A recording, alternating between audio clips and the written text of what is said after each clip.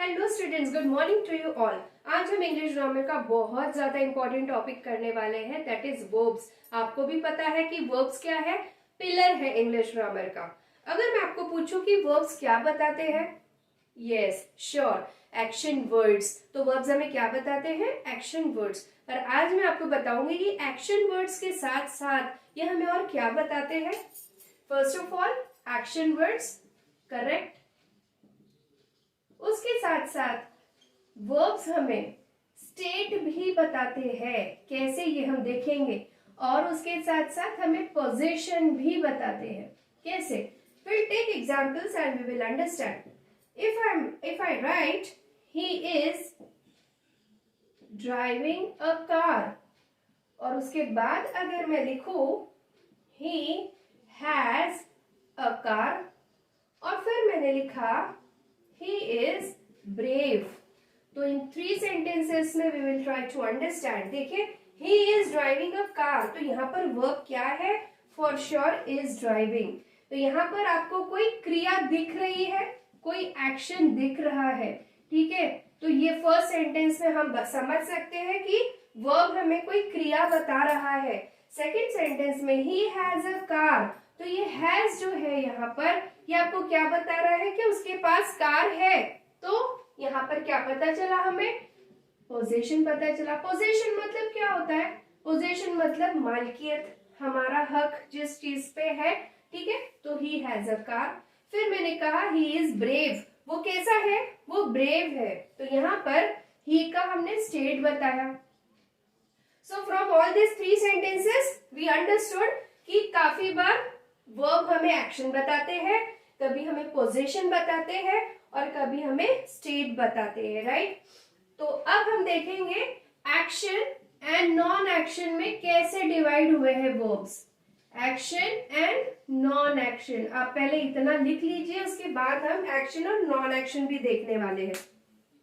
इतना आपने लिख लिया होगा। अब आप देखिए वर्ब्स एक्शन और नॉन एक्शन में कैसे कैटेगराइज हुए हैं। अब एक्शन वर्ड्स में क्या आएगा, डेफिनेटली जहां पर आपको एक्शन दिखेगा किसी सेंटेंस में, जहां पर आपको क्रिया दिखेगी तो वो एक्शन वर्ड्स हो जाएंगे। और नॉन एक्शन में क्या क्या आ जाएगा, यहाँ पर हमारे स्टेट जो बता रहे हैं वर्ब्स वो आएंगे, और जहां पर आपको पोजीशन समझ में आ रहा है वो आएंगे। तो स्टेट और पोजीशन वाले वर्ब्स नॉन एक्शन में आएंगे, और जहां पर आपको एक्चुअली क्रिया दिख रही है वो एक्शन वर्ड्स होंगे।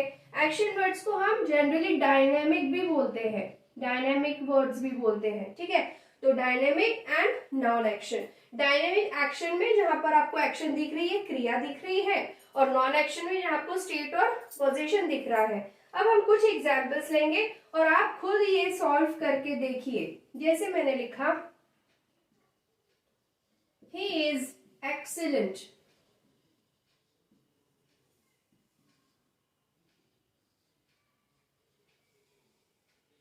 she cooks delicious,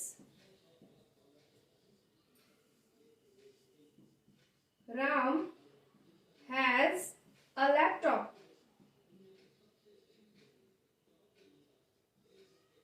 he drives first. आप बताइए यहाँ पर अब वर्ब्स कहाँ है, he is excellent, is यहाँ पर वर्ब हो जाएगा। अब बताइए he is excellent में is कौन सा वर्ब आप बोलेंगे, राइट यहाँ पर इसकी स्टेट बताई है, ठीक है। इससे हमें इसकी स्टेट समझ में आ रही है। फिर she cooks delicious, वो एकदम डिलीशियस खाना बनाती है, तो कुक्स ये वर्ब हो गया। यहाँ पर आपको एक्शन दिख रही है, मतलब ये एक्शन वर्ड है, राइट। फिर Ram has a laptop, Ram के पास क्या है, लैपटॉप है, तो ये हैज हमें क्या बता रहा है, पोजीशन बता रहा है कि इसके पास लैपटॉप है। तो हमने देखा कि एक्शन वर्ड्स एंड जो वर्ड्स हमें स्टेट बताते हैं और पोजीशन बताते हैं, राइट। बहुत सारे बच्चे मुझे पूछते हैं कि मैम स्टेटिव वर्ब्स क्या होते हैं, तो आज हम ये भी देखेंगे कि स्टेटिव वर्ब्स क्या है। क्या होते हैं स्टेटिव वर्ब्स, बताइए आप मुझे। स्टेटिव वर्ब्स क्या होते हैं, राइट। स्टेटिव वर्ब्स होते हैं जो आपको स्टेट और पोजीशन, जो अभी हमने थोड़ी देर पहले पढ़ा वो ही है जो हमें स्टेट और पोजीशन बताते हैं, ठीक है, जैसे हमने एग्जाम्पल लिखा था ही इज स्मार्ट, ये एक एग्जाम्पल लिखा मैंने। फिर मैंने लिखा ही हैज वंडरफुल पेन। क्या किया मैंने यहाँ पर, he is smart, he has a wonderful pen. तो क्या होगा इसमें, ये जो वर्ब है यहाँ पर, ये वर्ब कोई क्रिया नहीं कर रहे हैं। यहाँ पर आपको कोई क्रिया नहीं समझ में आ रही है, ऐसा नहीं आपको समझ में आ रहा है कि ही कोई काम कर रहा है फिर यहाँ पर ही कोई काम कर रहा है। यहाँ पर ही इज स्मार्ट बोला मैंने, मतलब ये यहाँ पर इसका क्या बताया, स्टेट बताया। और सेकेंड सेंटेंस में हमने क्या देखा, he has a wonderful pen, उसके पास वंडरफुल पेन है, मतलब उसको ये पोजेस करता है। ही जो है ये वंडरफुल पेन पोजेस कर रहा है, राइट। तो यहाँ पर ये क्या हो गया, इज, और ये जो हैज है यहाँ पर, ये क्या हो गए, स्टेटिव वर्ब्स। तो स्टेटिव वर्ब्स, आई होप आपको समझ गया होगा कि स्टेटिव वर्ब्स क्या होते हैं, जो स्टेट बताते हैं, ना कि कोई क्रिया। अगर वो क्रिया बता रहे हैं तो वो डायनेमिक वर्ब्स हो जाएंगे, एक्शन वर्ब्स हो जाएंगे। पर अगर वो क्रिया नहीं बता रहे हैं, स्टेट बता रहे हैं या फिर पोजीशन बता रहे हैं, तो वो स्टेटिव वर्ब्स हो जाएंगे। ठीक है, तो इस तरह से हमें समझना है सेंटेंस पढ़कर और समझकर कि वो डायनेमिक है, एक्शन वर्ब्स है, या फिर आपको स्टेट या फिर पोजीशन बता रहे हैं। ठीक है, तो आप ये लिख लीजिए, फिर नेक्स्ट वीडियो में हम इसके आगे भी पढ़ेंगे। Okay, stay tune with me.